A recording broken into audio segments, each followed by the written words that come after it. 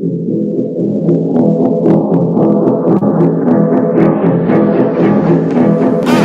be crazy.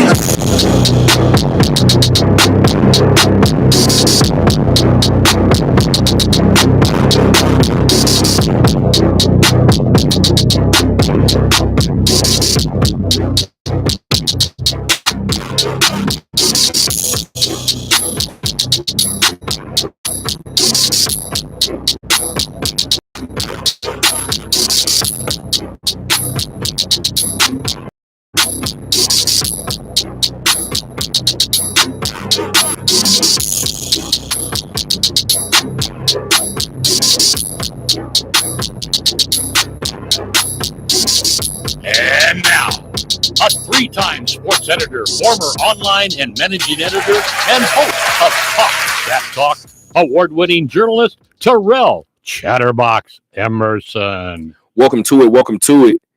It is 4 o'clock on a Monday afternoon, so you guys are unfamiliar, or if you're unfamiliar, rather, you would be in the thick of things in terms of the Talk That Talk radio show, your Monday installment. But that's not the case today. Today we got a special time, a special start time. Give it up for that, a 4 o'clock start time. Going from 4 to 6 today, still your 2-hour episode. Just started it an hour later. We'll get to the reason for that in a couple of seconds, actually. But again, guys, thank you again for joining us on your Monday installment, of the Talk That Talk radio show. I am your host, Terrell Chatterbox Emerson. I'm in studio with somebody that you guys aren't used to seeing on camera anyway, because our Florida man fact checker is back in the building. Salim Dweck, what's good with you, brother? What's going on, guys? I might have to check my phone a couple times. That's why I don't want to be on camera. You know what I mean? Whatever the reason is. First of all, this is the way that the people were actually introduced to you. Yeah, So behind the scenes, like Silvio Dante.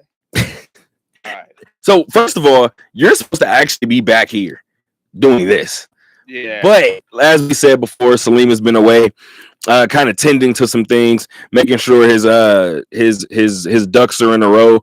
And again, like I said before, anytime I'm able to kind of bring him back on the show, I have a great time in doing so. So again, guys, it's always fun.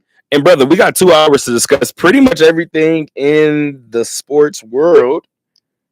I don't have Raider news on here. Jack Jones is getting cut if they haven't done it already. And then breaking news, I don't know if you saw this as I was driving in today. UNLV defensive coordinator Zach Arnett has resigned due to personal issues. I did not. This was like just today? About an hour ago. I didn't see that. So personal issues, nothing. Personal reasons, rather. So that, somebody said that it could be along the Bobby Petrino lines. Maybe he may have got another call. Wouldn't shock me. But nevertheless, guys, let's get to this 2-hour episode. Everything's good. Yeah, absolutely, right, absolutely. Let's make sure that everything is good with everybody moving forward. This is episode 22 of season 7 of the Talk That Talk radio show. Again, I'm Terrell, that's Salim, and this beautiful show is being shot from the studio here at the Harry Reid Research and Technology Park here on Sunset here in Las Vegas, Nevada.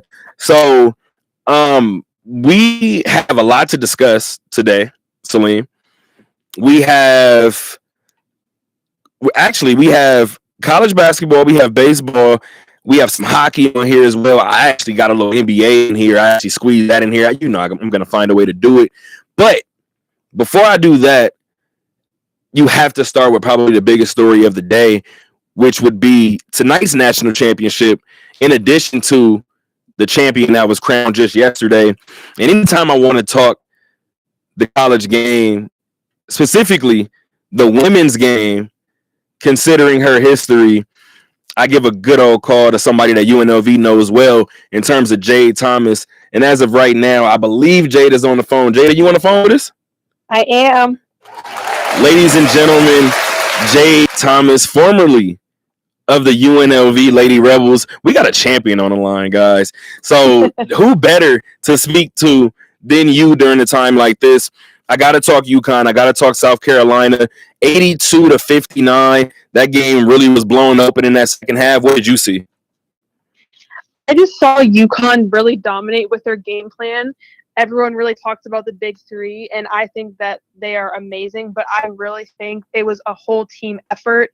This whole tournament, UConn just exposed teams, and they exposed their weaknesses especially, and then they just went to town. And I just think that South Carolina is a great team, and everyone will still say that, but UConn, they deserve to win that game 100%. And obviously, you know a little bit about just high level basketball in general. When you're able to look at, again, you kind of mentioned the big three just now in terms of UConn.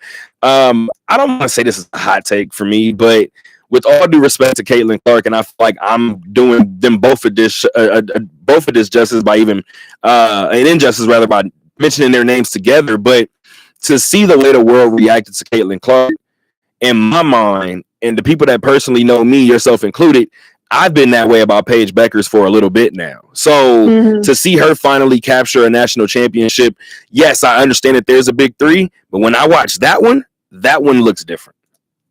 Yeah, I mean, I think I wouldn't say it's a hot take. I would say it's a lukewarm take, I would say. Okay. Because I think that something that happens is when you go to UConn, you're expected to be great.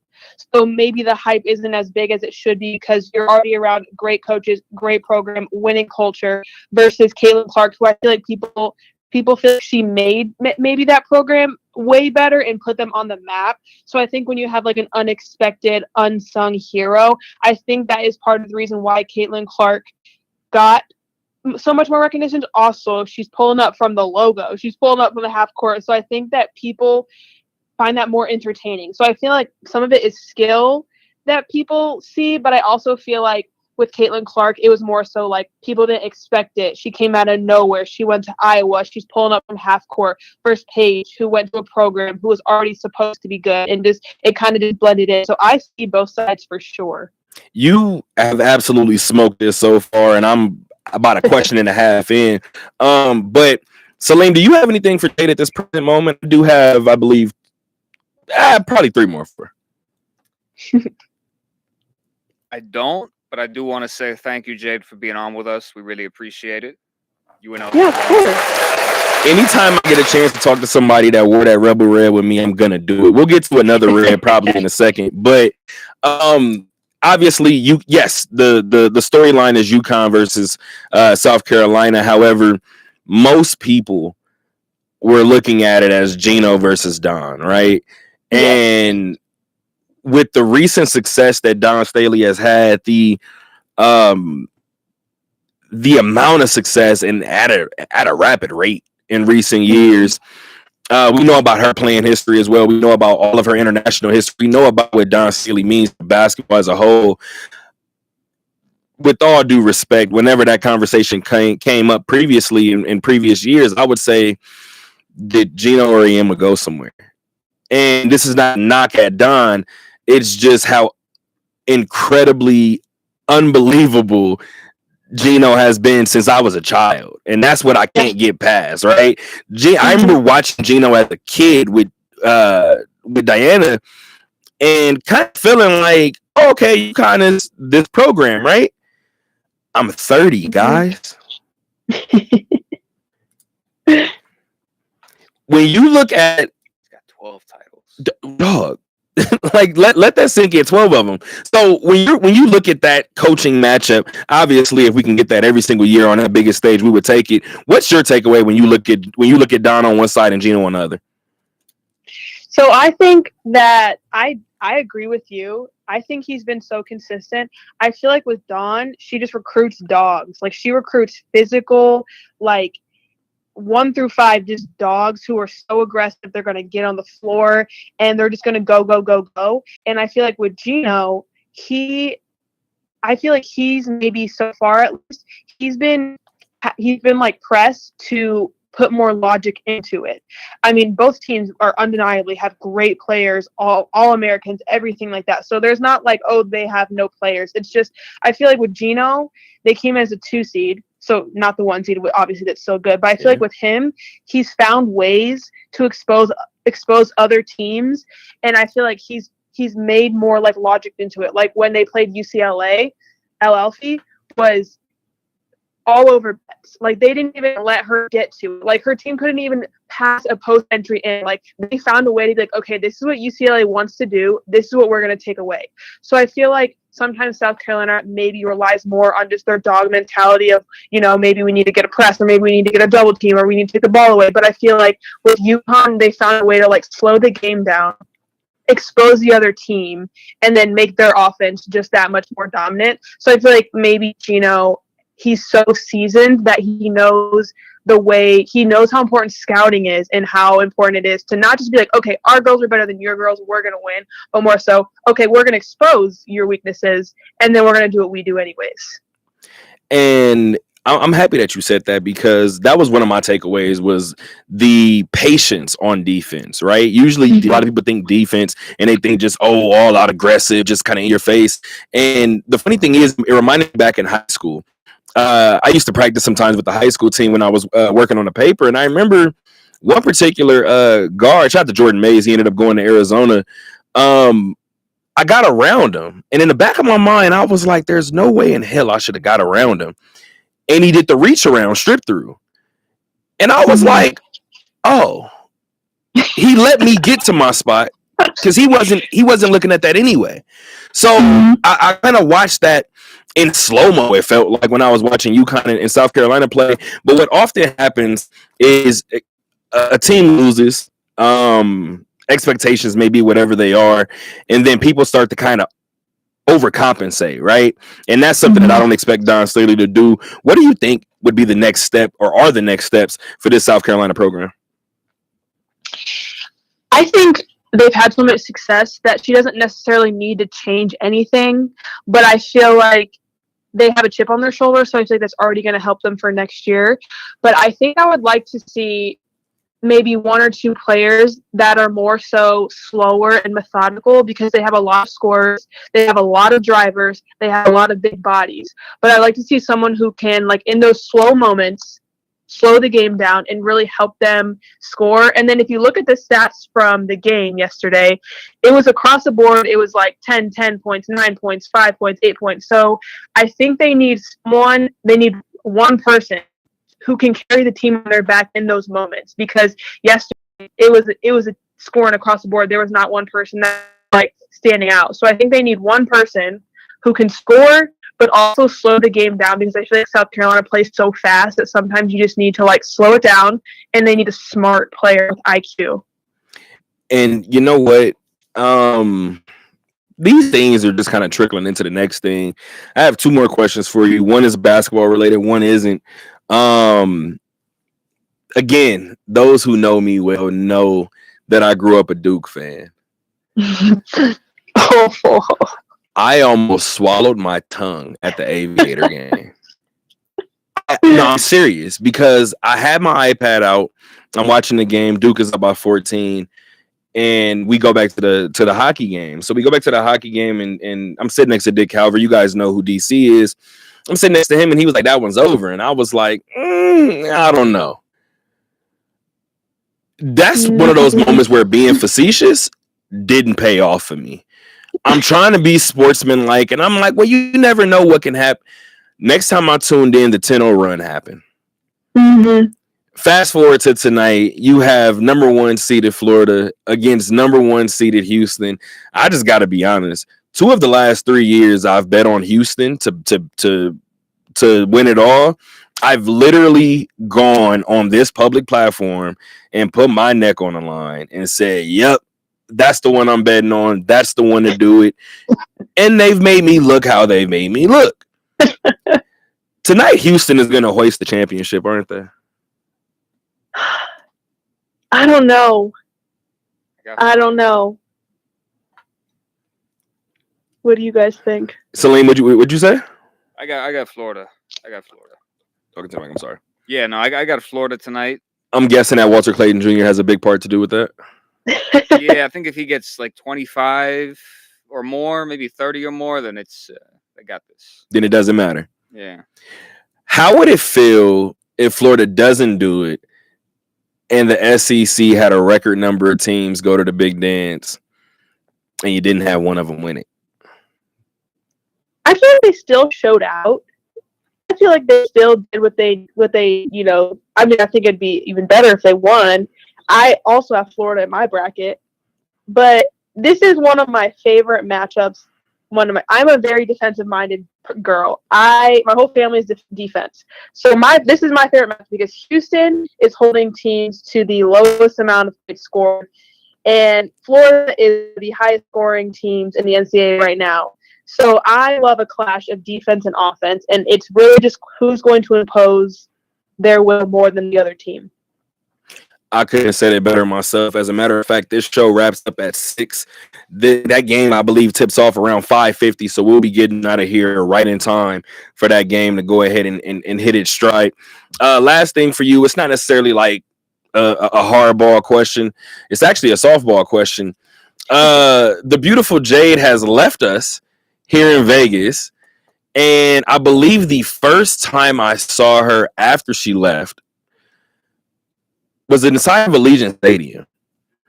And I try my best, especially because if you guys are watching on YouTube right now, you see the Aviator Minecraft shirt that I'm wearing. Shout out to the giveaway on Saturday. But I'm really big on, because I have so much stuff from these different teams, I don't mix those when I go to the games. So I throw on a random hoodie. It's probably December or whatever. I'm like, who cares, right? I'm going to go down to Allegiant Stadium. As soon as I see Jade, she said, nice color. And I look Jade up and down. It's draped in Kansas City Chief red. And realized, oh, this was a bad day to wear my red Nike hoodie. So now, because of Jade Thomas, every time I go to Raider games, I think, okay, what team are we playing? Jacksonville? No. Okay, so no teal, no black. Let me just stay. All right, so yellow it is. But Jade, can you just fill everybody in on what you've been doing since you've left Vegas? Yeah, so I currently work for the Kansas City Chiefs. I'm a communication seasonal assistant. This is my second season, so I work with the coaches and players just to help them with interviews and media and facilitate that. But I love Kansas City. I'm a Midwest girl. I know. I'm a Midwest girl at heart, and I love it here. I love that. I love to hear that. Again, I thank you again for giving us some time today. Ladies and gentlemen, Jade Thomas. Thank you. Of course. We'll be talking very, very soon. All right. Sounds good. Once again, give it up for Jade Thomas.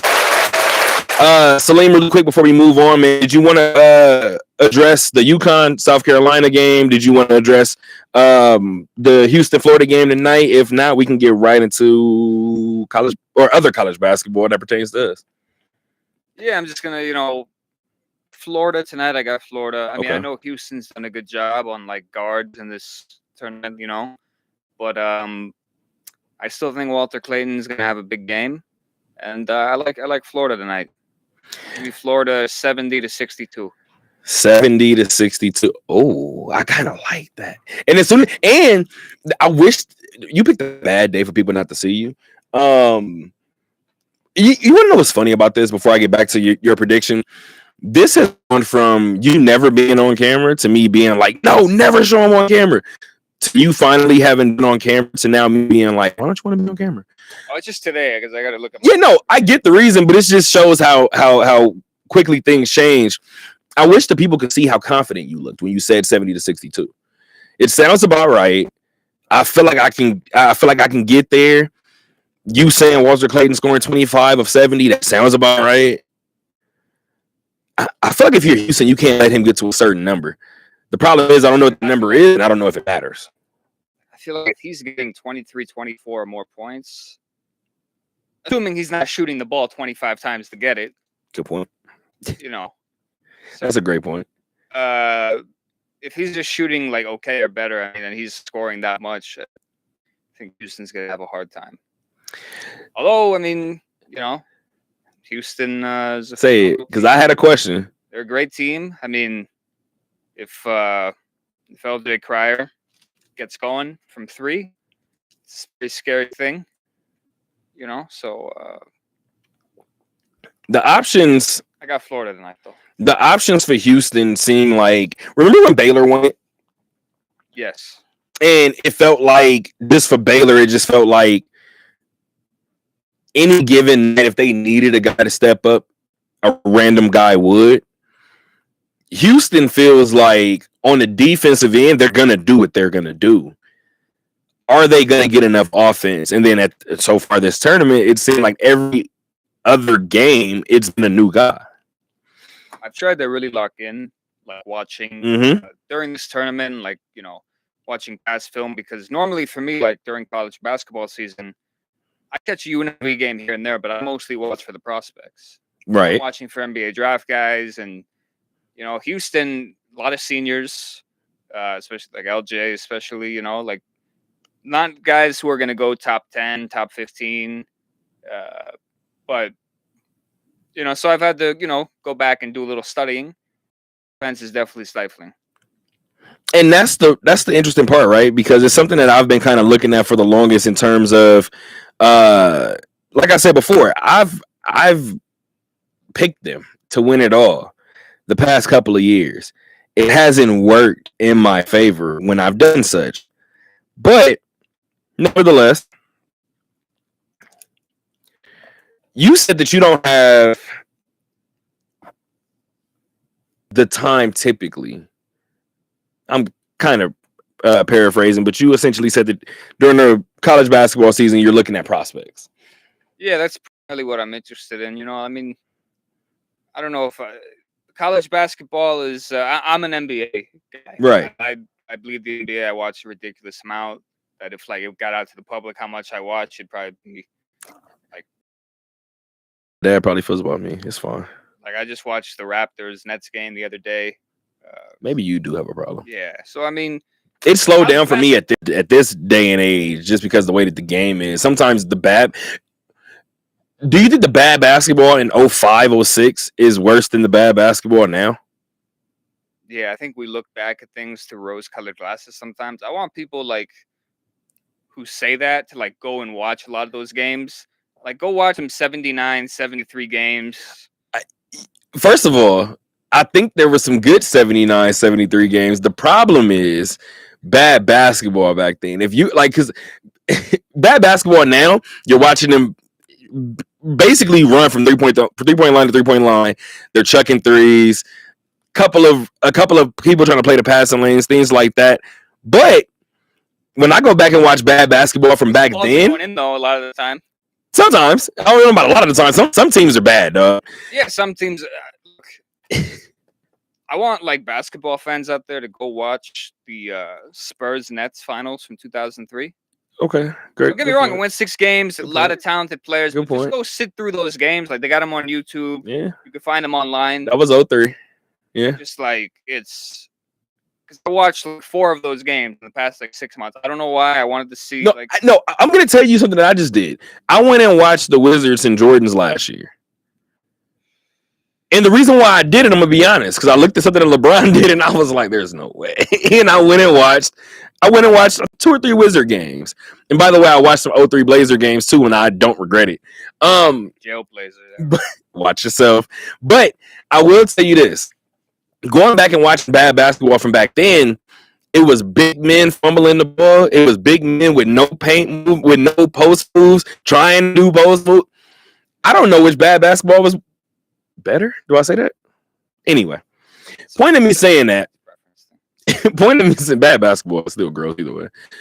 Point of me saying that, bringing that up, is because you said you mainly watch prospects. That's what you try to kind of gear up towards. You're trying to see what the NBA is getting the following year. As a result, this is not a shot at anybody. You don't watch very much UNLV basketball. UNLV is in the middle. Say it again. Not too much, no. So UNLV is in the middle right now of another transition. As somebody who's been here in Vegas for a little bit, you want to give us your take on what you're seeing happen at your alma mater? You know, another time I wish the camera was on you. For bragging rights, like personally, I want them to be good. You know, so I could say like, oh, look, that's, you know, where I went to school there. You know, I paid tuition there. I still pay monthly payments for my time there. Got my degree there. So, you know, it'd be cool to say like my alumni, my school, their basketball team is good. I don't have high hopes. But then again, I used to talk very bad about UNLV's football program. True. They did very well last year. Did they shut me up? No, because they got to do it again. Good point. And they didn't win anything. But yeah, so hopefully the basketball team is get some better prospects. Well, you got a bowl game. Now that I think about it, you did win something. Yeah, whatever. Look at how spoiled Vegas fans are. I told you guys this is what Vegas fans do. I don't root for any Vegas teams. When the A's come here, could be a segue. Or we'll go later. When the A's It kind of is. You're not too far off. I might root for the A's too. That green and yellow is always strong, The obviously. uniform is so tight. Before we do that, because we are going to get to the A's too in 15 minutes or so. Before we move on from college basketball really quick, UNLV has lost a good portion of their roster from last year to the portal. And actually, and out of the portal, they are finding homes. I want to go ahead and try to remember where a couple of these players went. I know for a fact Sacramento State and Bear Cherry have linked up. Bear Cherry will now be coached by Mike Bibby. Mike Bibby. Shout out to Bib, man. Somebody who UNLV talked about. At least previously. I believe that was around the TJ Otzelberger hire. Dedon Thomas Jr. is headed to LSU. Jaden Henley is headed to Grand Canyon. Pardon. And Isaiah Cottrell is headed to Southern University of Utah, or to Southern Utah University. So some changes for UNLV once again. At this point, this is a program that's just looking for stability. Josh Pastner is somebody who possibly can bring that stability. I'll be interested to see what UNLV can do. UNLV has done a good job of kind of retaining a couple of pieces. Mainly, everybody's bringing up Mason Abaton. I think that is obviously a important piece to maintain locally. Coronado product. I do think that there's reason to. I mean, maybe I'm just tripping, and maybe I just cover these teams, so I don't have to, but I'm finding ways to be optimistic. I just told you we didn't have football on on a rundown today, but I have faith in what Pete Carroll and John Spartak are doing over there at Allegiant. I like it. Honestly, I mean, Gino is an underrated player. I mean, he turned the ball over a little too much last season. That shocked the hell out of me when the Raiders made the move and I got the information. I was like, damn, that many picks? You didn't even realize it. Yeah, he definitely, but I think he'll bring that a little down this year. I think at 6, I mean, the Raiders have a lot of great options. I think they're going to go skill position. They're going to get T-Mac, wide receiver, or they can get our favorite running back, Mr. Genti. That man. I think Pete Carroll's looking for the next Marshawn Lynch. You think running backs are changing the game in the sense of I do think they're trying to duplicate that in a weird way. I do. It wouldn't shock me if they go get Ashton Jeanty and Dylan Gabriel, and that's literally I think Dylan Gabriel weighs 5 pounds less than Russ does. I believe Russ was. The only thing is though, like I get what you're saying. Mm-hmm. I know hindsight's 20/20, but Russ was a much better football player than Dylan Gabriel. I agree, which is why I even told Raider fans a couple of months ago, I said maybe you should stay away from Dylan Gabriel. I like Jackson Dart. I think Jackson Dart would be really interesting. But do you think running backs are changing in the sense of you could draft the running back early and the running back could not pan out, or you could draft the running back early and the guy doesn't make it to a second contract? So, by the way, the Chucks are nice. I just realized them. Fire. Appreciate it. Of course, being from LA, I wouldn't notice that. But do you feel? I feel like the Jahmyr Gibbs, with all due respect, I feel like the Bijan Robinsons, I feel like they might be more of an anomaly than the field. I feel like it's not a bunch of those within the field. Not saying Ashton isn't. This year's class is fantastic, but ultimately, I think with like NFL defenses, we're starting to see, and they did this to Miami a lot. They're doing this. They're playing 2 high safeties, very back to stop the deep ball, to stop. So in that sense, I mean, running backs are getting more importance over the years recently. You know, teams are playing farther back, gives more room to run. I think the running back position is coming back in a big way. Not that it ever Saquon helped. Not that it went anywhere, but you know what I mean. Yeah, because you're still going to have, first of all, you just said it before, it's a skill position, right? So you're going to have guys that stand out in that skill position. In quote-unquote down years, Derrick Henry was still Derrick Henry. In quote-unquote down years, Josh Jacobs was like, rushing title? Give me that. Like, Austin Eckler is still somebody that I was like, Washington, I know Jaden Daniels is what you guys are looking at. I was looking at that addition and was like, they got 2 starting running backs. They can kind of have fun with that. So, like, if you're the Raiders and you got Ashton Genty sitting there at 6, I mean, this guy, if he stays healthy, he's pretty much confirmed he's going to get at least 1,200 yards rushing his rookie season. Talking about Ashton. Yeah. You think he gets to a second contract? That, I don't know. I think it's possible. I think it's more than possible. I think it's likely. I see somebody in the comments talking about that we had Jay Thomas on, and we didn't ask her about her time at UNLV. I think we were talking off air. This was before the cameras actually cut on. You guys can head to talkthattalkradio.com. I actually did a story with Jay Thomas 2 years ago, about her time at UNLV, about an injury that actually ended her career. But yeah, that's all kind of out there. And this particular phone call was about the national championships. It wasn't necessarily about her time at UNLV. But if you guys want to go ahead and have her on in a different capacity, we would definitely set that up. Jade is super accessible. So appreciate you guys in the chat. Appreciate you guys watching again on YouTube. If you would like to, you guys can go to YouTube, go to the search bar, type in Talk That Talk Radio Show. It's pretty much the same across every platform. You guys can do it on Apple Podcasts, Spotify. What's the last one? Facebook and Instagram, actually. The one thing that's different is our Twitter. Our Twitter is at Talk That Talk LV. Once again, our Twitter is at Talk That Talk LV. Back to basketball really quick before we get into, as you were talking, we'll get into some baseball news. Former UNLV Rebel EJ Harkless won the G League's Most Improved Player. This is a big deal for a couple of different reasons.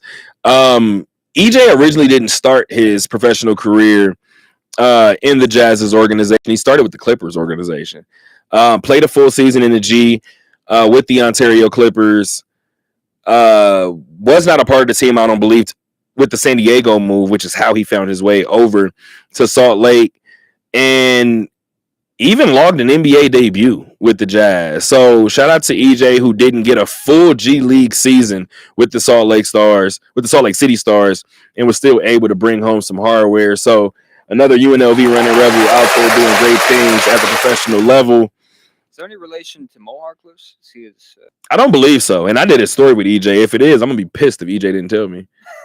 I was just curious. Hey, man, if you want me to just keep it a bean with you, I will absolutely do that.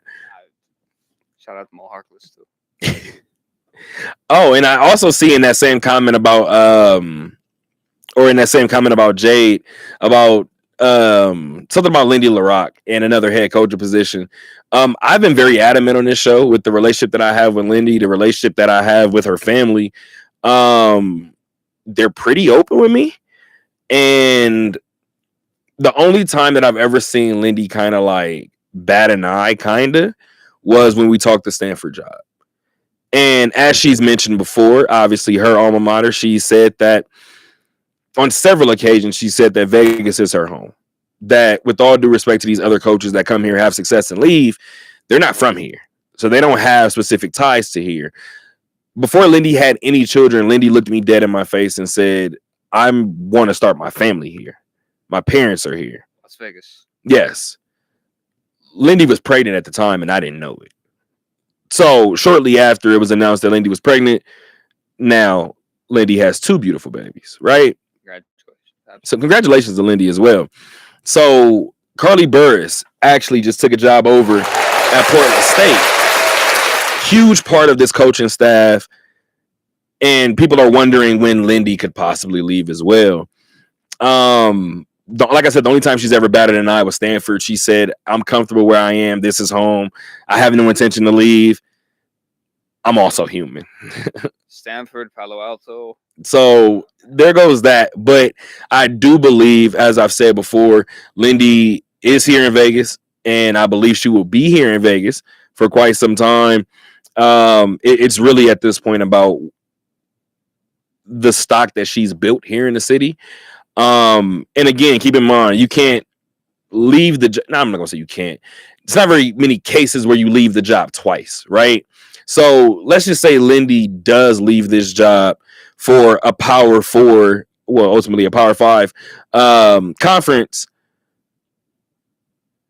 She may not have to rush to do it, right? Yeah. She's only building her stock here. Got a couple of NCAA tournament appearances under her belt too. So just got her first postseason win as well this past season. So maybe it's not something that she's necessarily rushing into, at least based on what she tells me. And she also says that for anybody talking about money, with all due respect, she's kind of given off the impression, and she's even told me before, I'm not really short of it. And at the same time, too, I don't think it worked. And then at the same time, too, I don't think that all things surrounding money is like better for you. Yeah. So she seems to have a pretty firm outlook on what she's doing here in Vegas. Speaking of basketball, really quick, I mentioned Carmelo Anthony made the Naismith Basketball Hall of Fame. Well deserved. Absolutely, brother. But sorry, just one more thing. If anybody wanted to offer me a really good job in Palo Alto, I would take that. You'll do it? Yeah. I'd bite the bullet. I'd do everything. That's the one that you would do. Reason why I brought up Carmelo Anthony really quick is because it was very, very disrespectful that we brought that up. It was a part of our NBA conversation. It was very disrespectful that we didn't mention the rest of that Hall of Fame class. This Hall of Fame class is pretty disgusting. This Hall of Fame class is insane. Have you heard the full class? So you got Dwight, correct? So you got Carmelo Anthony. You got Dwight Howard. Who else you got? Deladon, right? No.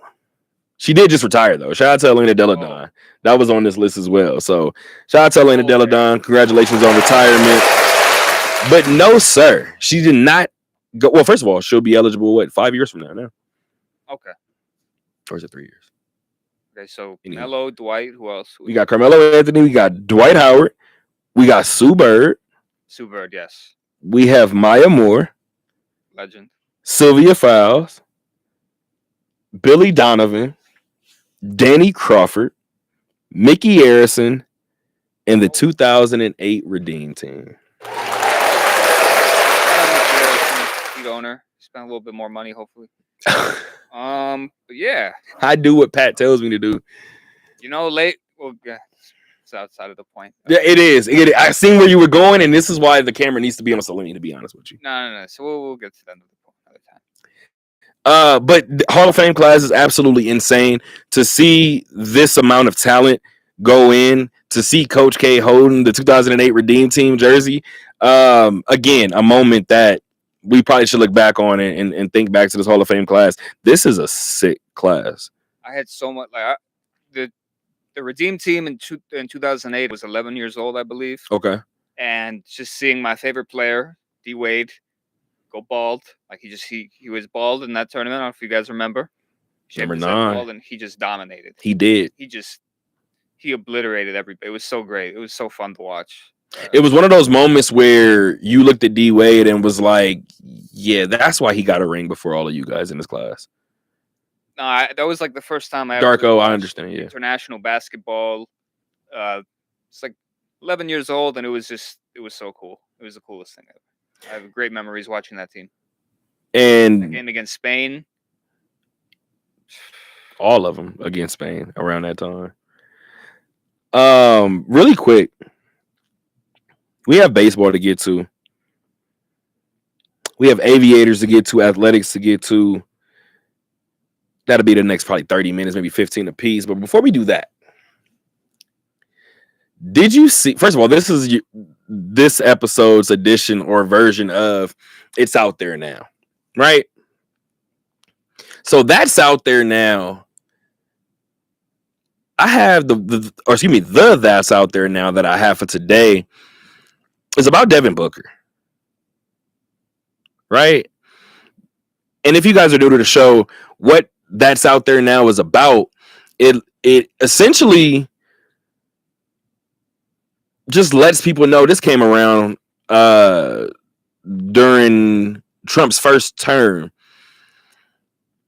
Sometimes people put things out on the internet or into the hemisphere that they can't take back. And I wanted to create a segment that lets people know that's out there now. We see you. We see it. I just screenshotted it. I got proof. It's here, right? You got the paperwork. So, do you want to discuss what why Devin Booker is on my list for the That's Out There Now, or do you know? I don't know. What are you doing? So, getting my picture for social, we have to. So, Google Devin Booker, what the PJs. So Devin Booker, of course, with his signature shoe, the Book One, which, by the way, his marketing, he's done a great job in terms of his marketing. He'll go to visiting cities, he'll go to new countries, and he'll leave a pair of D books at a random spot, and whoever goes and gets them, they're theirs. Those are fire. So Devin Booker released some Whattas. Now, if you guys know about the historic Nike Whattas, this particular version is the What the PJs. And they're a nod to former teammate PJ Tucker. You want to know what makes it even better? He wore those in Madison Square Garden, where PJ Tucker plays. They both debuted them as opponents. Dog. I seen that and was like, we need more player PEs for players that are actively playing. We need it. That'd be nice. No, those are insane, bro. Those are fire. And as a person who has talked to PJ Tucker, I would love to know how PJ feels. Of course, Tommy, I see you in the comments. I would love to know how PJ feels about being recognized on that level, because we all identify him as the sneaker king. Yeah. You have somebody who was like, we can make whatever let's dedicate these to him. I might have to make some phone calls, brother. I gotta figure out how PJ feels about this. This is insane, dog. And Book dropped 40. That I didn't know. So there's that. He dropped 40 in him, I believe.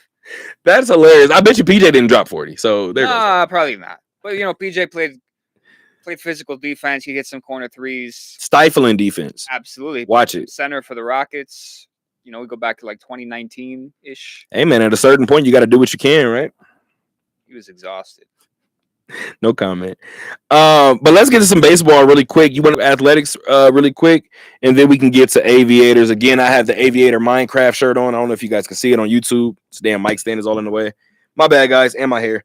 The Aviator Minecraft shirt. Part of a giveaway. They also had a giveaway on Friday night. It was a collab jersey with the Aces and obviously the Aviators. It's a basketball jersey in Aces colors. It's a huge Aviators written across the front of it. I think it's fire. I think it's really dope. It's jersey number 25, obviously 2025, but I do think it's pretty dope that it's in San Antonio Stars colors. And it's Becky's jersey number. San Antonio. I do think it's pretty fire. That's just my little nerding kind of getting out a little bit. But back to baseball. The Athletics took 2 of 3 from the Colorado Rockies. I said before it'd be interesting to see how that ballpark kind of played into the outcome of the series, because we know it always does, right? When it comes to Colorado as a whole. But this is where I want to take it, and hopefully you don't look at me like I'm crazy. They're 4-3 on the road this year. You want to know why I'm telling you that? Well, I mean, pretty much every game's a road game at this point. Playing in Western Sacramento. So, since you said it and I didn't, they're 0-3 at home.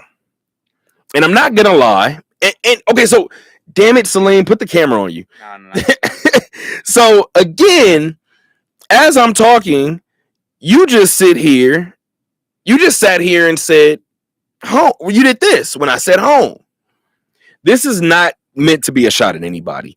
But I cover the Aviators, so if you guys have been on TalkThatTalkRadio.com and you've seen the stories up, whenever I address the Athletics home games, I have put them in quotations.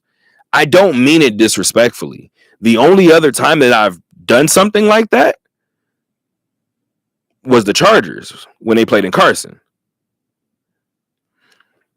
The A's go and have their Sacramento debut in the Ricky Henderson uniforms, and they lose 18-4.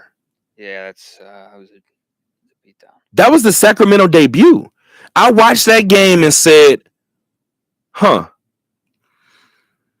their home record this year, I hate to say it with all the respect, with all the expectations of the city and the support that they're going to get from the city. They're going to be there like for the next 3 seasons. Like it's not. I think this home record this year is gross.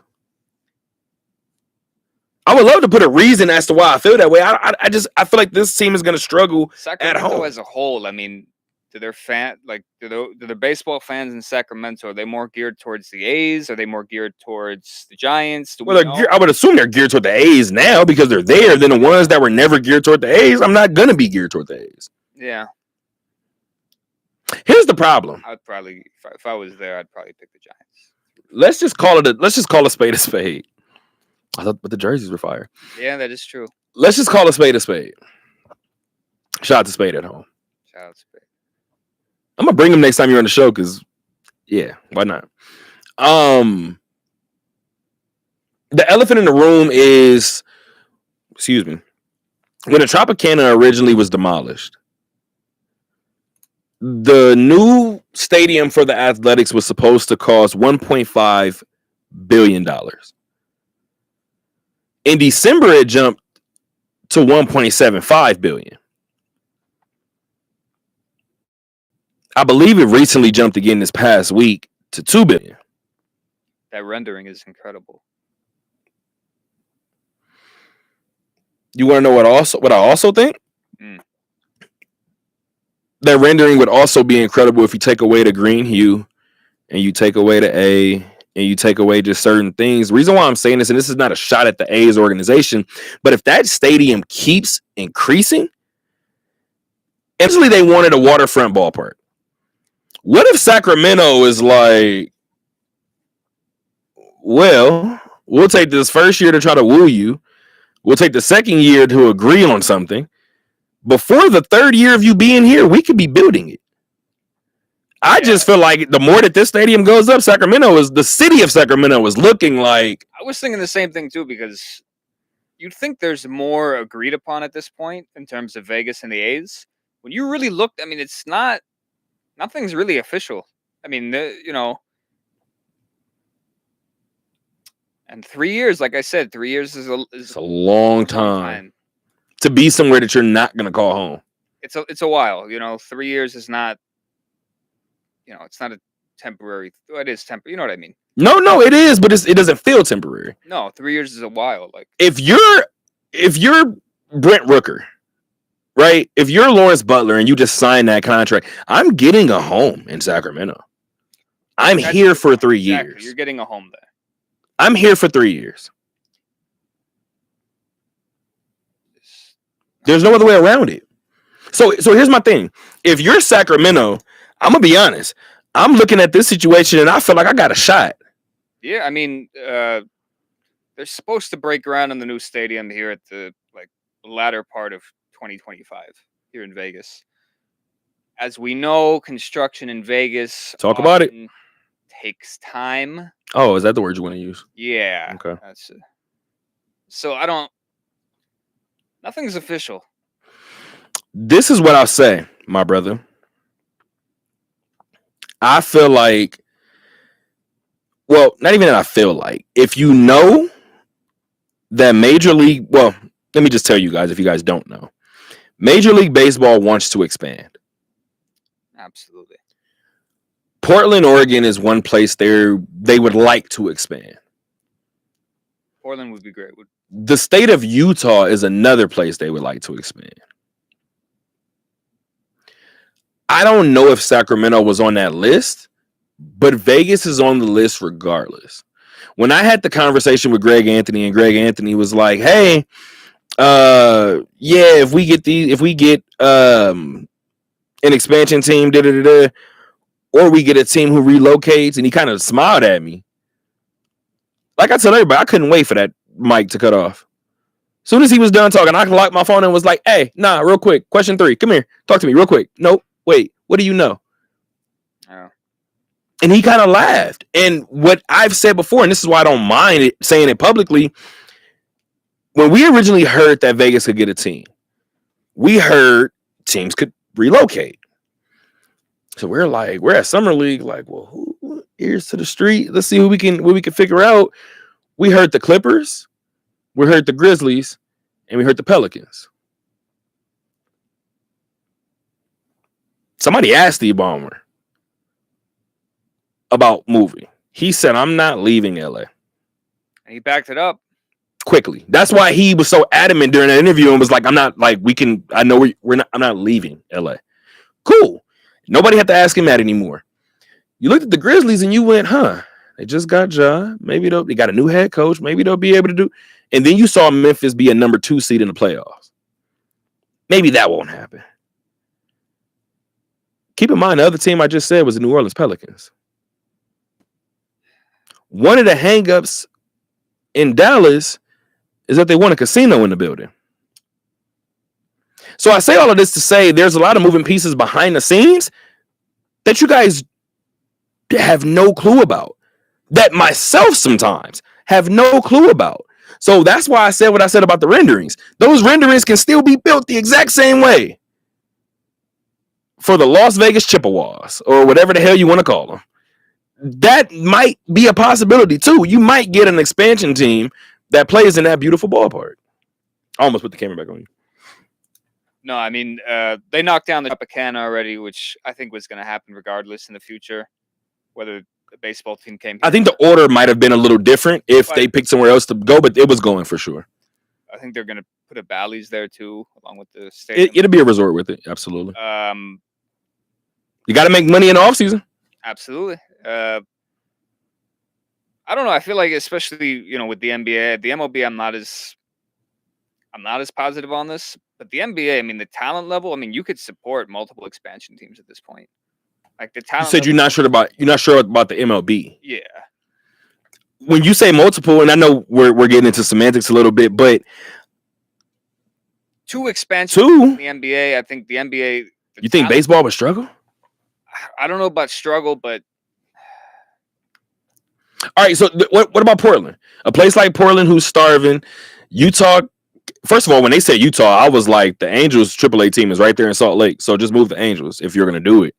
But I don't think the Angels want to leave California. So you not to go to Utah. Where do you said it, not me, even though I was going to say it. See if Vernon Maxwell wants to go. Oh, yeah. I would love if we could have Vernon on, by the way.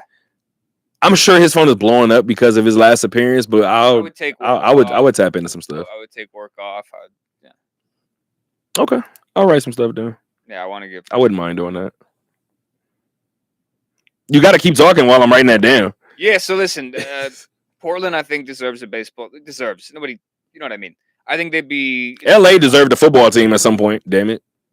Portland, definitely. I mean, great fans. I don't think people in Portland really want to root for a Seattle team because of that. I don't know exactly if they're Mariners fans over there or what, or they don't have a team necessarily, but Portland would be a great spot. I swear it's not just personal bias. I don't think Utah needs another sports team. They got hockey, they got basketball. They already have a name that shouldn't be there. They just got a hockey team, yeah. Yeah, they shouldn't. They have a name that shouldn't be theirs to begin with. So give the Jazz. Give me another city then. Give the Jazz back to New Orleans. I'm kind of with you on that. I think New Orleans could support a baseball team. Now that I'm thinking about it, I would have to see how they didn't change their name so many times. They were the New Orleans Baby Cakes, and we had this conversation before. I think they were the New Orleans. Crazy name, by the way. Were they the Zephyrs? I think for a little bit. So I don't know because they've done so much rebranding with the AAA team. I don't know, but I I'm not saying it just because you're in the building, but I'm sure you can find a city in Florida. You already have Miami. You already have Tampa Bay. Do we have another one in Florida that I'm missing? Orlando would be too close to Tampa to do it.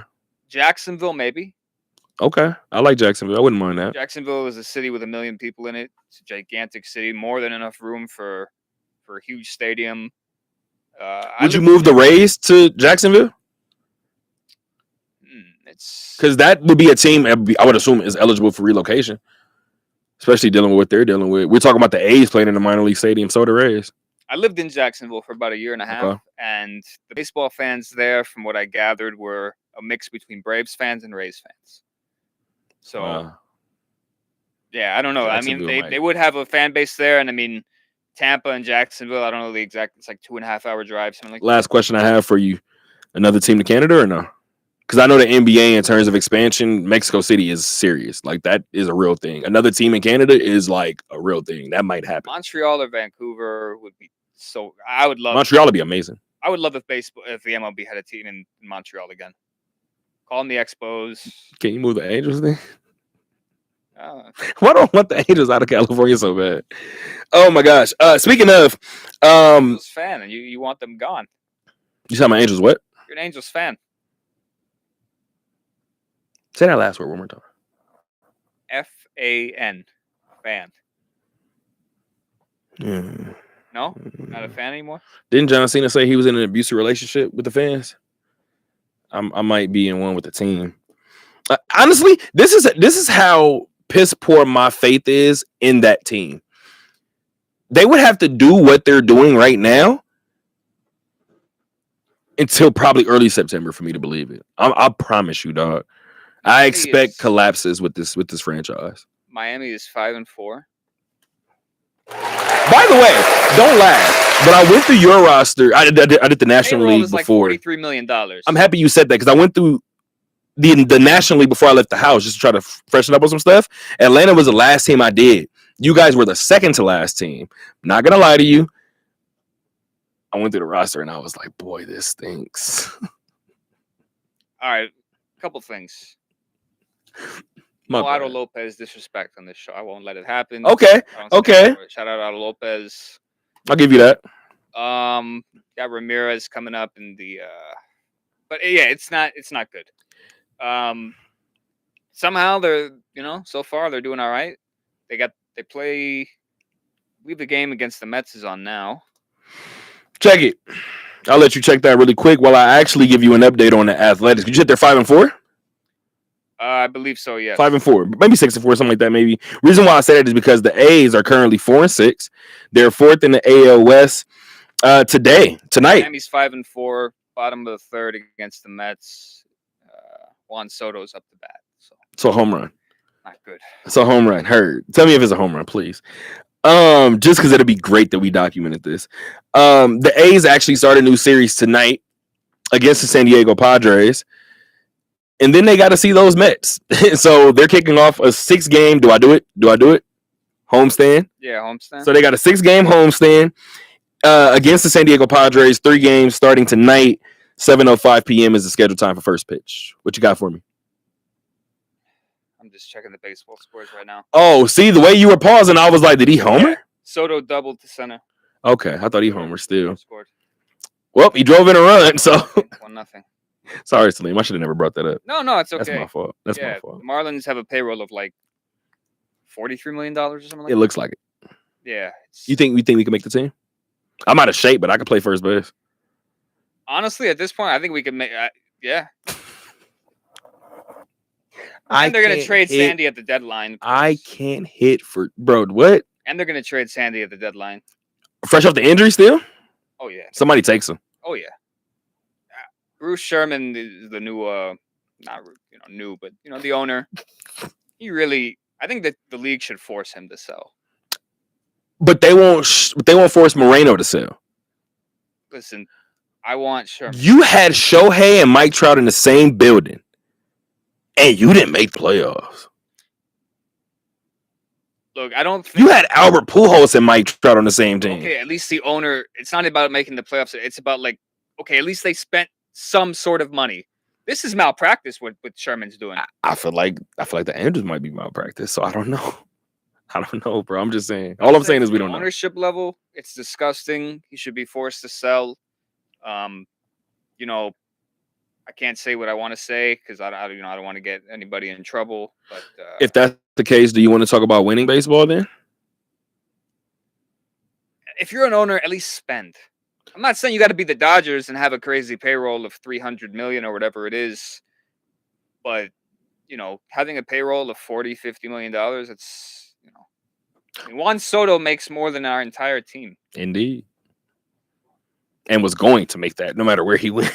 Yeah, like sorry. It's dark. It's not a good time for Marlin fans right now. It's very bad. We are into the second hour of the Talk That Talk radio show. I'm Terrell. Behind the camera is Salim. Salim, our Florida man fact checker, we appreciate you for being back on with us, brother. We can start the second hour with some winning baseball really quick because the Las Vegas Aviators are 2 series into the season, and they have 2 series victories. They are currently 6-3 overall. They are first in the PCL West. As a matter of fact, they're tied for first in the PCL as a whole. They just took 4 of 6 from the Sacramento River Cats, no pun intended. So, or no little irony in there. Say it again. How are my isotopes doing? You know what's funny? Is the jersey still the same? I don't think the uniforms are still the same. So, are you going to change your team right now? I would love for you to. Let me see what they. This is the same thing that we did last time. So, guys, this is a callback to our time at Westgate. Salim doesn't. You just heard it. He's a Marlin fan. He doesn't really care about minor league baseball too much. He picks his favorite team year to year based on uniform, and because of such, my man was an Albuquerque Isotope fan. Say that 3 times fast. And when Vegas had the area, like when they were called the Area 51 or whatever, The Las Vegas 51s. yeah, I had the hat. I still have the hat. It's in my closet. That's a good one. They had it was amazing. I love that they played downtown in Cashman Field or Park or whatever it's called. Cashman Field. It was great. And then I don't rock with this.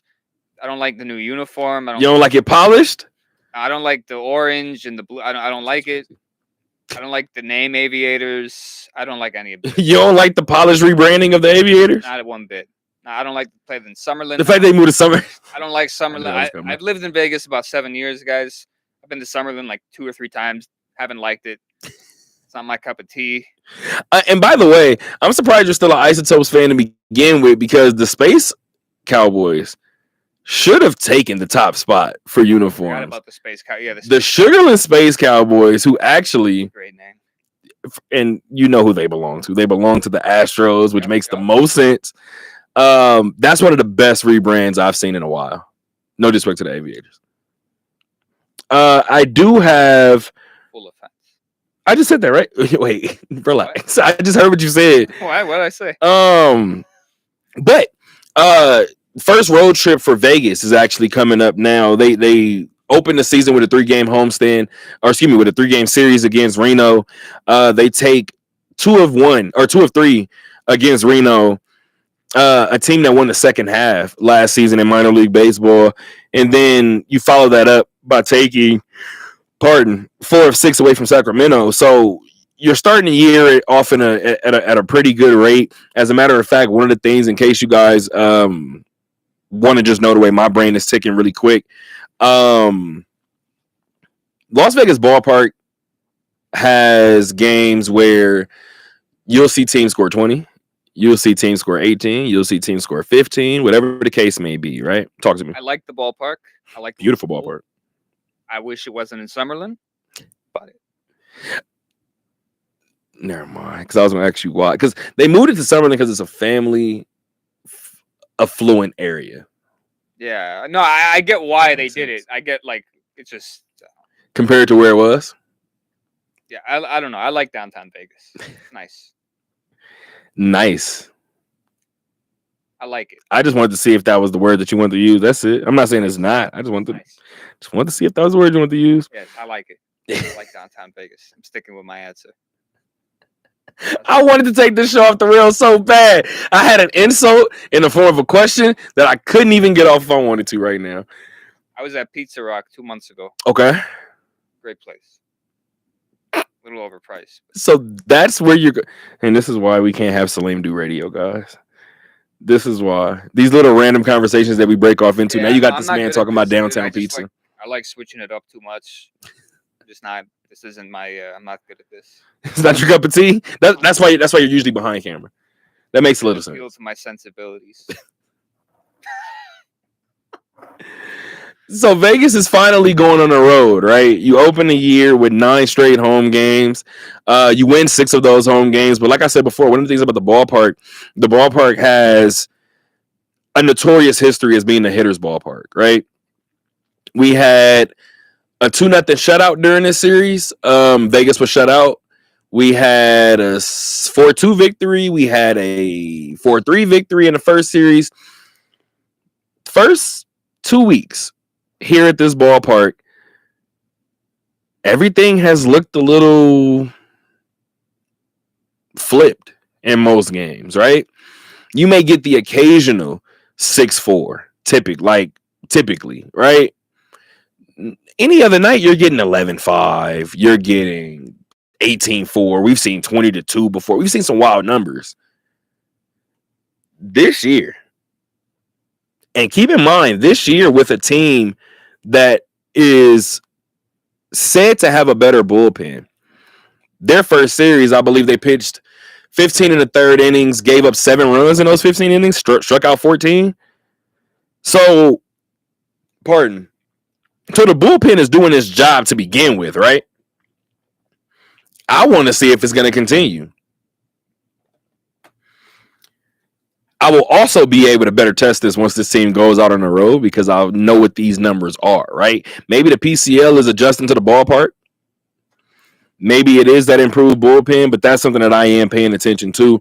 They're headed to the road they're headed to Texas specifically. They're headed to El Paso. They got 6 games set with the AAA affiliate of the San Diego Padres.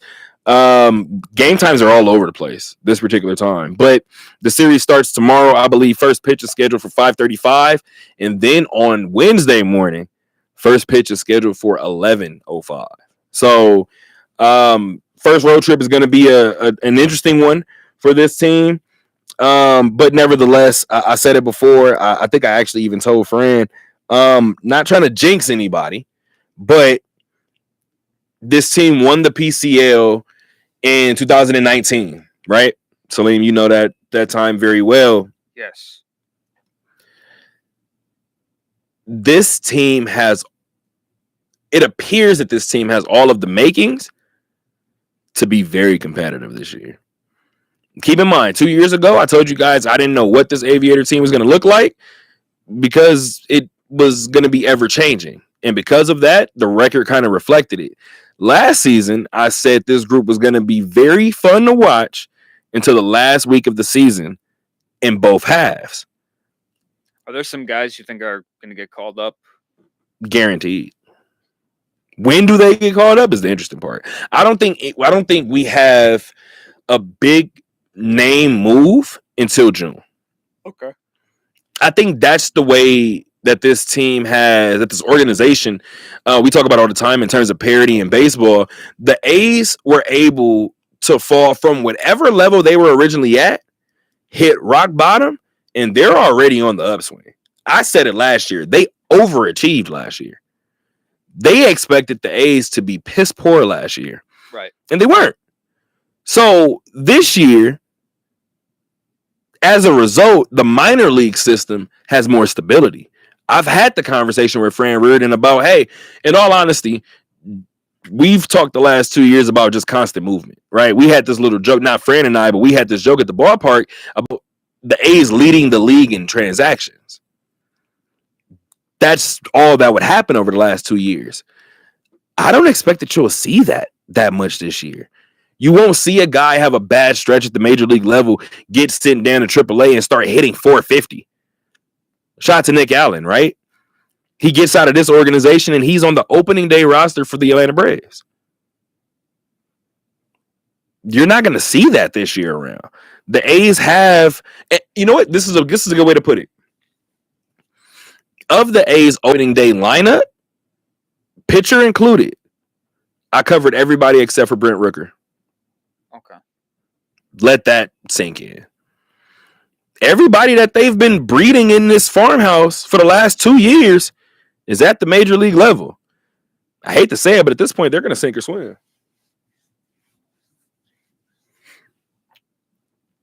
Got a question for me? I see you thinking. Yeah, I do, but it's not really related to the Aviators. Is it about the A's? Kinda. You can do it. Where's their double A affiliate? Midland. Texas. Yeah, Midland Rockhounds. Okay. And I'm assuming their single A's are around the same place. Single A is Stockton. What? Wait, am I wrong? Stockton, California. But see, I'm wrong because there's Lansing in there too somewhere.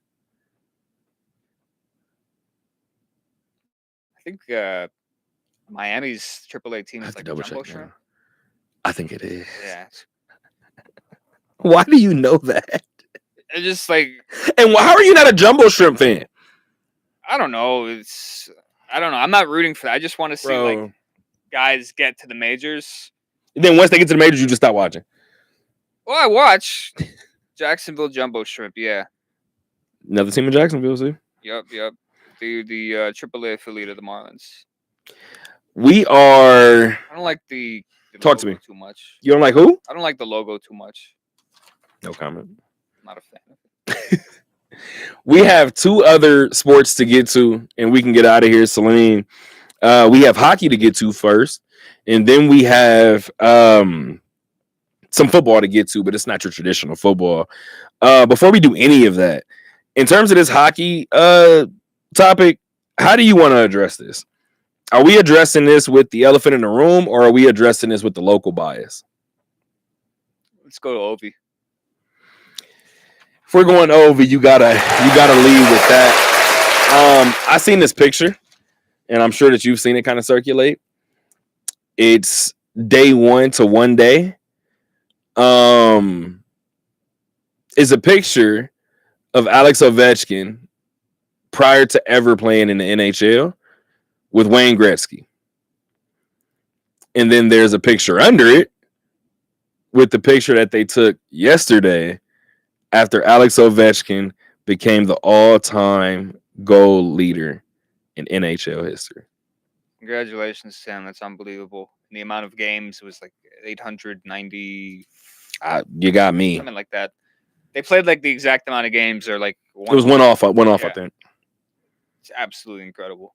And then you go back and look at Gretzky's assists, and you're like, Jesus Christ, man! You're a sick human. This guy really like, yeah. There's in certain sports there can be discussions, but I don't think in hockey there really is discussion. So, did you hear about the empty net? The fact that you haven't even reacted lets me know that you haven't. No, I'm not familiar. So, the game before the game-winning or the record-breaking goal, Alex Ovechkin had scored twice. Yeah. So he could have broke the record in a hat trick, right? End of the game, his team is up. Of course, the Washington Capitals are looking like one of the favorites to win it all this year. His head coach looks up at him and he goes, they got an empty net. You want to do it? Ovi said he didn't want the record breaker to be on an empty net. That's hard. I like that. You know how much of a dog you got to be like, nah, Hard. put somebody there. I'm gonna get the record anyway. I don't want. Fam, put somebody there. I need somebody to shoot the puck past. I get him not wanting that though. Absolutely not. 100% understand. Absolutely not. It's the same way how some athletes don't want certain records on free throws and things like that. Yeah, makes sense. This is the one that you're gonna keep replaying. Yeah, not doing it this way. Shout out Ricky Davis when he tried to get that triple double by throwing the ball at the rim. He should have gotten it. He should have, but he didn't. Okay, so as long as you, It's just- which side are you on?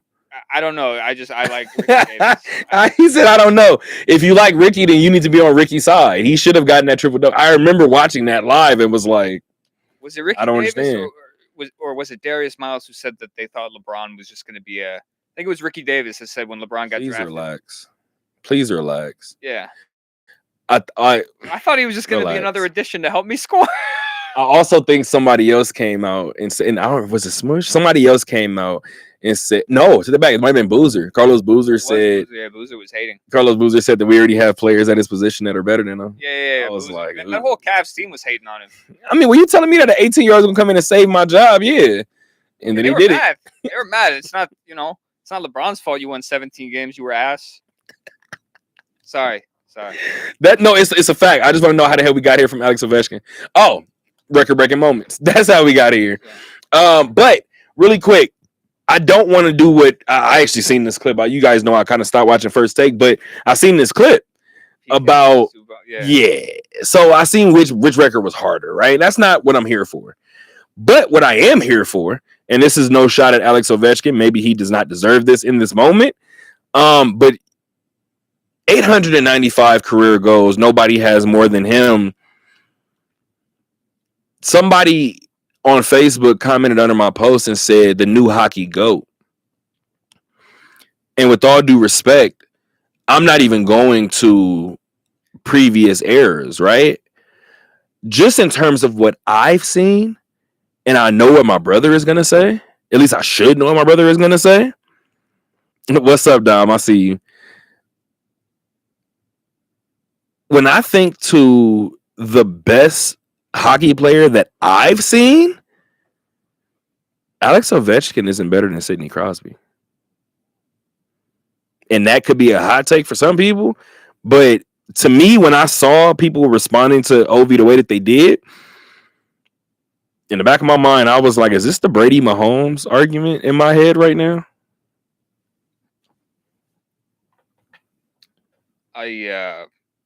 Yeah, I mean, Ovi's amazing. He's incredible. He's not the GOAT. And that's okay. There's only one GOAT. You think he's better than Sidney? I do not know. And nobody's taking the top spot from Gretzky to you? No. That's not going to happen. That's never happening? By the way, Talk to me. No, never mind. I can't say it on air. We'll say it later. Heard. If you can't say it on air, don't even tempt yourself. Speaking of, really quick, let's get back to the Knights then. We'll talk Knights, and then we'll talk Nighthawks, and then we'll actually get out of here. But the Knights picked up a couple of late wins. Most recently, they did it against the Vancouver Canucks. They did it in Vancouver. Back-to-back wins against Calgary and Vancouver. Like I said, they did it in late fashion ways. Vegas is at a point of the season, as I said before, early in the year, right? I talked to Becky Hammond about it last season. The team had big leads, and then they would lose them. And I was talking to Becky, and I was like, how do you try to correct this before it becomes a team trait? If you don't correct something early in the season, second, third, fourth month, it has become a habit, and now this is just what you guys do. And she addressed it, right?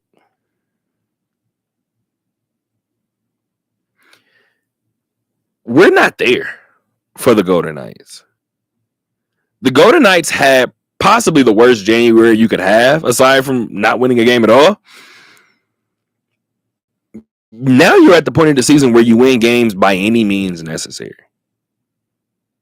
I'm gonna look at the standings right now.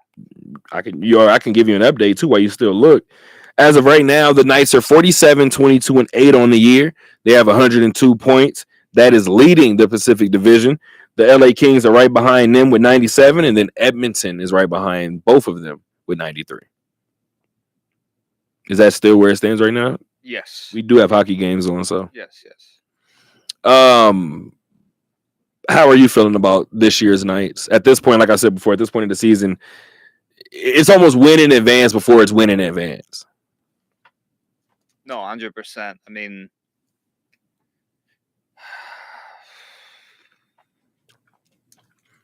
you look hesitant about something, and I don't know what it is, but it's weirding me out. I want to look right here, and their last 10 games, they're 8-2. Mm-hmm. Like you said, they had a terrible January.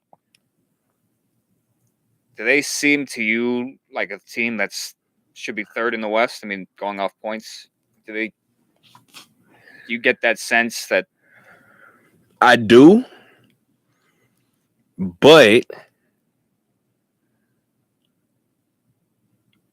the way that I truly feel right now is just pure feeling, especially after watching them the past couple of games. If they are able to come out of the West, and I say this respectfully, if they're able to come out of the West, the way that I've seen this team play probably since January, I don't think this team can do anything with Washington or Winnipeg. So if you're asking me, do I feel like they can win a championship? They could. Yeah, if you got to see one of those two teams on the back end of it, I don't like Vegas's chances right now. I think Washington gets them. I think Winnipeg gets them. And as a matter of fact, let me go back and double check. Winnipeg could be in the West. Hey, maybe Winnipeg could get a baseball team. Shout out to Winnipeg. Would you vote for them? Sure, why not? Never mind.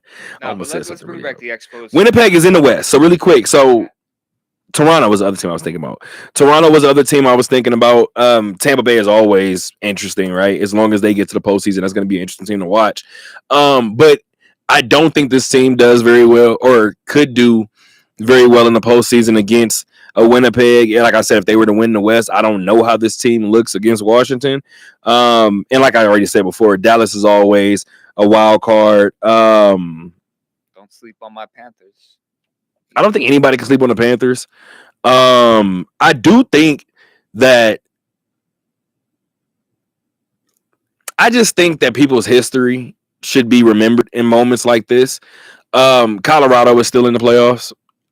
Vegas is still in the playoffs. Tampa Bay is still in the playoffs. You still may have some teams that may have been, we talk about the NBA a little bit, right? And how it mirrors the NHL. You may have a you may have a Denver sitting in a fourth or a fifth spot. You may have a Laker team sitting in the fourth or the fifth spot. They're not worried about chasing that top spot. No. So, again, I look at teams like Colorado. I look at teams like Dallas. I look at teams like Florida. I look at teams like Tampa that you catch that team in the right moment, and that team has enough to put together 16 victories and get you a Stanley Cup. So, speaking of, Vegas is in action against Colorado in Colorado. Tomorrow night, 6:30 p.m. is the scheduled time for puck drop. Anything else on the Knights as of now? And then we have Nighthawks, and then I think my dad's tip in, and we're done. Nothing on the Knights. I'm gonna, you know what? I was gonna do that, but I'm not even gonna do it. Have you been to a Nighthawk game in the last 2 seasons? I've never been to a Nighthawk game. Period. Well, last 2 seasons were the first 2 seasons. So okay. Yeah, I didn't see. So the answer still remains. Still remains. What are you waiting for? I don't know. I haven't been to a Raiders game either. That I can understand. No, I'm just playing. Why haven't you been to a Nighthawk game? I don't know. It's just like one of those things like I haven't gotten around to. You know? There's a lot of things like there's some good restaurants here in town. I always say, yeah, I'm going to go check those out. And then I just never do. You know? So, no, I don't know. So, there are... No, it's whatever. So, there are some things that you have to do here in this city, right? And the IFL experience is a unique one. And especially here in Vegas, it's a unique one, right? So, I'm going to tell this story a little bit out of order really quick. But, excuse me. The reason why you haven't been to one this year so far is because the first 2 games of the season for Vegas was on the road. So Vegas is finally getting its home opener in week 4. In week 4 of the IFL season against the San Diego Strike Force, a team that they beat in week 2 to open up their year. That game is scheduled for Friday, April 11th, 7 p.m. from the Dollar Loan Center. Again, that's their home opener in week 4. Vegas goes out in year 1 and wins 5 games, right? The following year, Vegas comes out and starts the year 7-0. My ears kind of perk up a little bit, right? Nighthawks. I'm like, okay, so where is this team going? The team ultimately is a number 2 team in the West. It loses in the first round of the playoffs to the eventual champions in the Arizona Rattlers. So this season, I'm very intrigued to see how this team comes into the year, right? You're returning your MVP quarterback from last season in Jerome Johnson. somebody who was benched 3 times, I believe, during that MVP campaign. So Crazy stat. that's insane. And there was one game he didn't start outright. That is a crazy stat, though. Getting benched 3 times in the MVP season. So, and the team ended up being number 2 in the West. So, but you're right, though. I gotta go to a game. No, and we have the MVP, so you have no choice. Now you have to do it. I gotta go. So It's on my list. they're not gonna catch anybody if you let McDavis tell it. They haven't caught anybody off guard in any year of existence, right? The history is what the history is. They have the MVP, like I said before, the number 2 team in the West last season. Everybody's coming in this season with the expectation to make a name for themselves against Vegas, right? Again, let Mike Davis tell it. That's been the goal since year 1. Game 1 starts, and this is the game that I brought up last week on Monday's episode. Monday nighter against San Diego, they go out, they don't score in the first quarter. Salim, you've watched arena football, you've watched IFL football. Not scoring in a quarter, that's insane. Almost seems like it doesn't happen. As a little kid, I loved arena football. You have to. Oh, it was so fun. You have to. But yeah, no, it was not scoring in an arena football game is insane. So I went back and I said, well, I'm good with numbers a little bit. Let me go back and punch some of these numbers, figure out if, okay, 1, carry the 6. Yeah, carry the 6. Add the 4. Okay, take away 2. Take away 2. Vegas had 2 quarters all of last season where it didn't score. It happened in the first quarter of this year. Not a great start. What channel? Are they on TV? I'm happy that you said that. I don't have cable. I have like streaming services. Right, so, like, which most of us do. They're on the IFL network now. They have their own network. Okay. So now they have their own network. Shout out to the IFL. They were on YouTube originally. So now you can catch the first 15 like actual real minutes of the game. And then the rest of the game is shot in its entirety on the app. Shout out to them for that. Obviously, by it being in the first year, I'm not like ripping into them about it. It's not the smoothest app to use just yet. There are some growing league. Absolutely, there are some difficulties on the app, just a little bit. But nevertheless, you are able, once you're able to kind of get in there and see how it works, you are able to watch everything in its entirety, right? So, I wanted to point out, pardon. I wanted to point out that Vegas doesn't score in that first quarter, right? Vegas is stopped on 2 possessions. Vegas isn't stopped again the rest of the game. On the flip side, San Diego scores on its first 7 possessions and goes 0 for 3 on possessions in the fourth quarter. So it's a role reversal, right?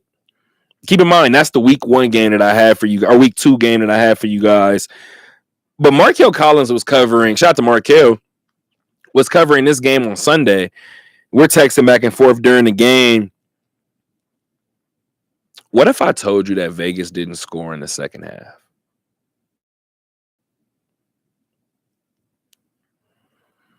So now there's another role reversal. You catch fire in the second half of your opener. The week after that, you go quiet in the second half. But Salim, remember, I opened this statement in this conversation by saying Vegas had 2 quarters all of last season where it didn't score. We're 2 games into this season, and they've gone 3 full quarters without a point.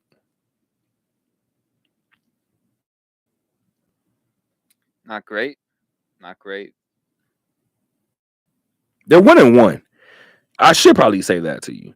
As I mentioned, that first game against San Diego, they were able to kind of pull that out at the end. This one, you lose 36-19. The 19 is a franchise low for this group. 19 being a franchise low. Some teams don't even average that.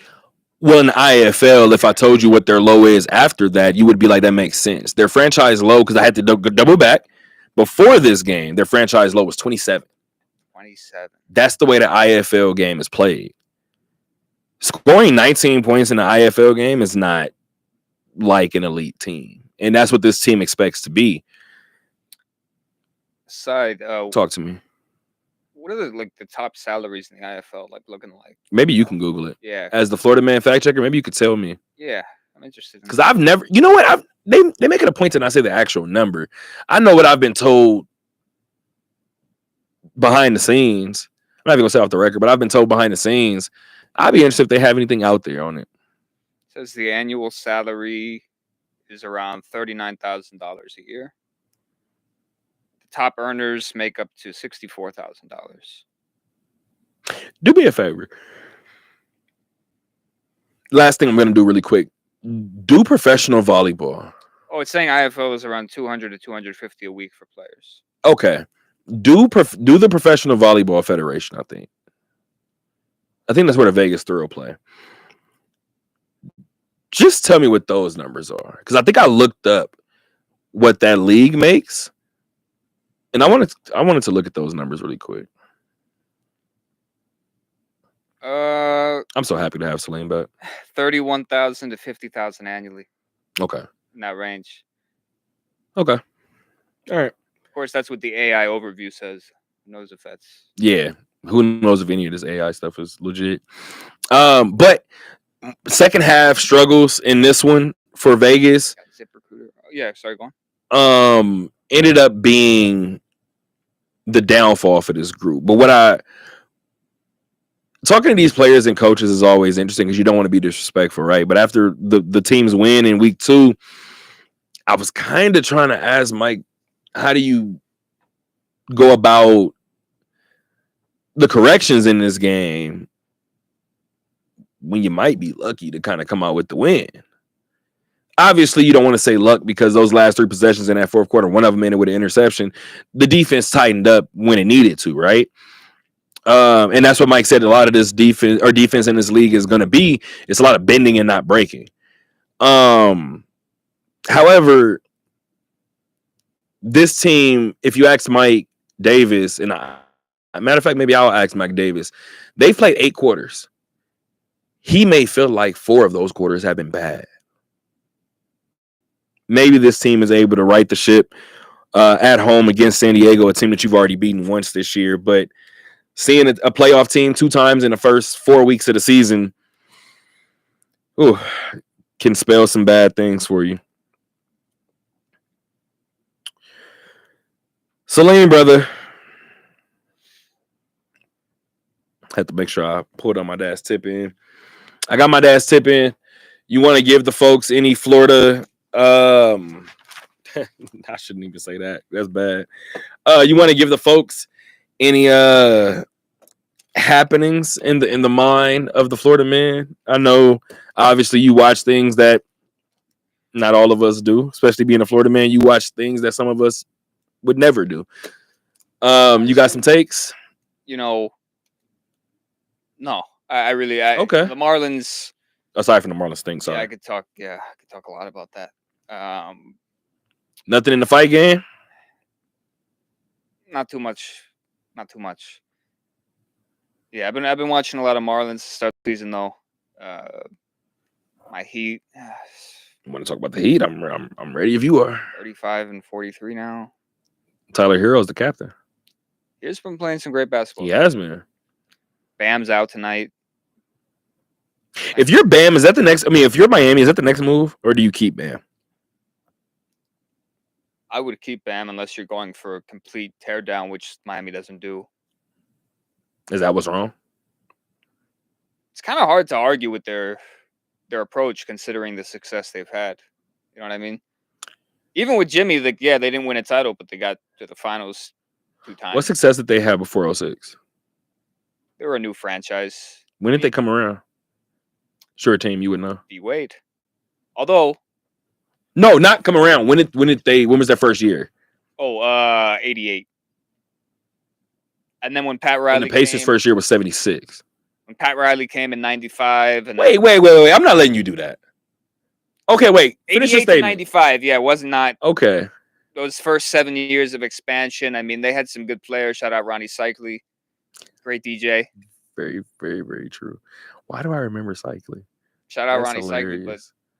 when Pat Riley got there in '95, That's when things started to change. yeah, Y'all had Glenn Rice Alonzo not and too then- long after that. Alonzo, Glenn Rice. Oh my God, Tim Hardaway. Oh, the way you said Glenn Rice, I was like, Glenn. No, shout out all Glenn right. Rice. Shout out All Glenn right. Rice. Glenn would be a top 15 3-point shooter, career 3-point shooter if he played in today's game. Shout out Harold Miner. Baby Jordan. I didn't want to say it. I'm gonna move on. Shout out to Dan Marley. Yeah, actually, I'm gonna shout out that one. We talking about 3-point shooting. Go a little further. Shout out Eddie Jones. You think Jordan took that personally? me clapping Yeah, for Jordan- only Dan Marley and nobody else. Jordan 100% took that personally. He took Harold Miner being called Baby Jordan. All of it. All of it. If the answer to the answer to the question, did Jordan take that personally, is yes. No matter Answer what. is yes. And I love the fact that more stories are coming out about these great people in their field, whether it be Kanye, whether it be Jordan, whether it be Kobe, whether it be Brady. They'll be like, yeah, I was pissed at so-and-so for saying so-and-so. It's like the most. And you'll have somebody like an Ed Reed be like, I didn't say that. Not the point. Not the point. I'm To me, you convinced said it. myself you said it. In my head, you said So it, now you gotta do it. and that's what's real. Kobe, I didn't say nothing to you. Not the point. Not the point. To me, you said it. It's like Kevin Garnett getting himself like, KG did. KG said it. yeah. Nope, not the point. It didn't matter what other people said or did. Hey, I think one of the funniest moments in podcast history, and this is one of the things that you learn in radio. Forgot what the guys were talking about. They were just laughing, talking, telling stories. When everything was kind of winding down, and Jeff Teague looked at Rondo and was like, "Hey, why he get on all fours and bark at me?" Rondo was like, "I did." He was like, "No, KG." He was like, "Oh, that's just him." Huh? Yeah. He said, "Why that grown man get on all fours and bark, dog? What is happening?" I'm trying to play basketball and run the offense. I love Jeff Teague's podcast. Man. One of the greatest podcasts that we have out today. The best part about it is if you didn't watch, He's dead ass serious. well, that and like if you didn't watch Jeff Teague play basketball, you'd think from his podcast that he was just like some end of the bench like scrub that played a couple. Like I'm a Pacer fan, dog. You ain't got to tell me. he was good. Like Jeff, put some respect on Jeff Teague's name. Not you, but I'm. You ain't got to tell me. When he was in Atlanta, he was trust a me. really good basketball player. Guess who hated to see him and Dennis Schroeder in Atlanta? Come on, fam. He had his best year in Minnesota. I think he averaged like 21 a game one year. He was a really good player. Like the way he talks about himself, though, you'd think he was just like some like 11th man. And that's how you fool people into asking you to step on the court, and then you realize, oh, Jeff can still go today, right now. Very good player. Absolutely. I had no idea he was this. Go back funny. and look at Jeff T's college highlights. Oh yeah, absolutely. Big ass shorts, like go do it. I dare you to do it. His little brother. Yeah. Shout out to Mook. That's funny. Let's do it, brother. Let's do it. And like they always say, and they're both big for saying it. Their parents got 2 kids that made it to the league. Yeah. As far as like didn't work out. Say it however you want. You made it to the league. You made it to the league.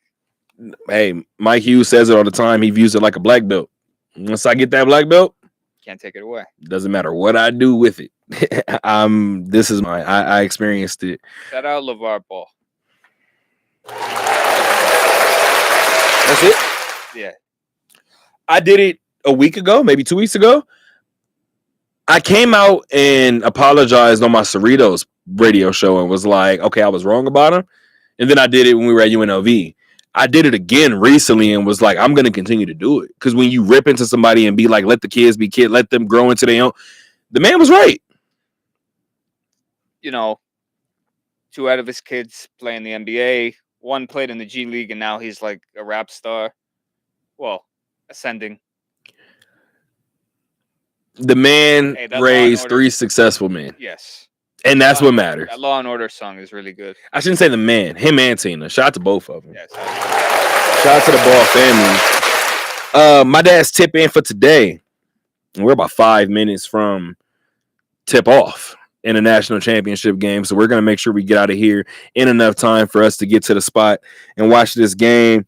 Salim, my dad's tip in for today is just a reminder to really listen. Okay, I'm pretty sure my dad meant greet a friend. This is what I was asking him to resend. I think this is it. Here it is.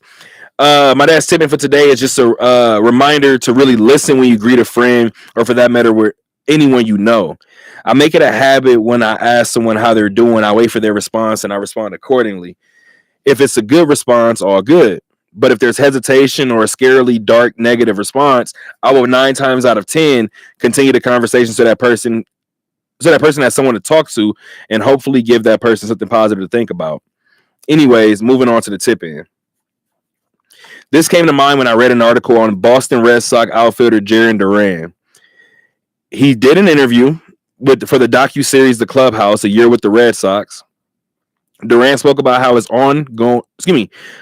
on-field woes during his rookie season fueled his mental health struggles.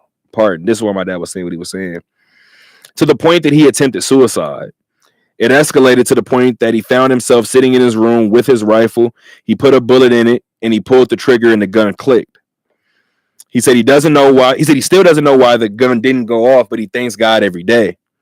He takes it as a sign that God spared him because he's here for a reason. After having a mediocre first 2 seasons, his career started its upward trajectory. Actually, he said it started its upward trajectory. Excuse me. That's hard as hell to say. Yeah, it is. It's upward trajectory. Golly.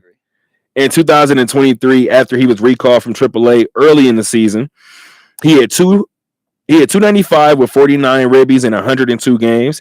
He stole 24 bases and scored 46 runs during that time. He became a first-time All-Star in 2024 and was the MVP of that game. He set career highs that season in home runs, 21, runs, 111, RBI, 75, and stolen bases, 34. Now, he wears tape on his left wrist, and he writes, fuck him, because he's telling his demons that they are not phasing him. And on the tape, on his right wrist, he writes still alive because he's still here and he understands that he's still fighting. I did not know that he attempted suicide. That's wow. Unbelievable player. Shout out to my dad. Shout out to Jarren for still being here. As you just said before, you talked about his talent. And like my dad said, a lot of these athletes, man, and this is one thing that I will say really quick. I know it became a joke, especially because this person kind of shook out of what little funk he was in to begin his career. But I told you guys, the amount of people that was hitting me and was like, what's up with your boy Scoot? What's up with your boy Scoot? I kept telling people at a certain point, it's almost like y'all want him to fail. This is weird. This is a little awkward. Yeah. So if y'all hitting me with that, who knows what he hears? It's easier said than done, and I don't think I could do it, but I really do think like professional athletes just most of them should avoid trying to have like social media, or at least like being active. I don't think it'd be good for anybody's mental health to read that stuff. It's unnecessary. And a lot of times too, especially in this field that we do, right? You tweet something about a team and all the fans rip into you. Fam, I didn't say it. Yeah. I didn't trade her. I didn't release him. Like, why y'all mad at me? I could just admit, like, if I was a professional athlete, I would not want to have social media. And I most really want to have it now. And most athletes will tell you, i.e. the Steven Jacksons and that is a fact, and Matt Barnes of the world, they'll tell you, but because they make a certain dollar amount, people expect that they don't have feelings. You guys can learn and find out the easy way, or you guys can find out the hard way. Maybe I have like a Facebook page that I don't use. It's just like for promotional stuff. I don't know. I wouldn't want to have. And at that level, they can get people to do it for them. Exactly. I would disable all comments on IG except for people I follow. No DMs, nothing like that. Yeah, like. Hey man, like I said, trying to read what people say about me. The quicker you learn yourself and the quicker that you know what works for you, the better off you'll be, right? So shout out to Jarren and him and his journey and finding exactly what he needed to find. Very powerful. Absolutely. And shout out to him for admitting that he's still openly fighting, right? So shout out to him for being as open as he is. Shout out to my dad for sending that tip in through. Shout out to you, Salim, for being on the show. I appreciate you again, gang. I can't thank you enough, as always, brother. We got to do some stuff more often for the people. People always asking about you, so we got to make sure we do some more. And then to you guys out there, we thank you guys. We appreciate you guys. We love you guys. And until next time, guys, keep on talking.